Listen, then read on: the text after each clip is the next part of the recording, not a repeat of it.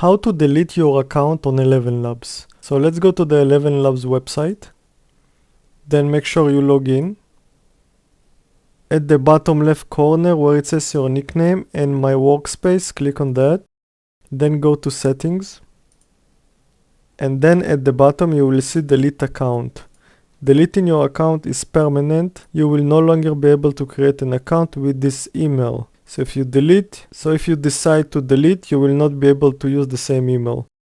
Let's click on that. Then it says, do you really want to delete your account? Warning, the decision is permanent and you will no longer be able to create an account with this email. Please confirm the deletion of your account by typing your email address below. So just put your email over here, and if you click delete, your account will be deleted forever. I'm not gonna do that because I wanna keep my account, but this is how you'll be able to delete your account on ElevenLabs. If this video was helpful, make sure to give it a like, and thank you for watching.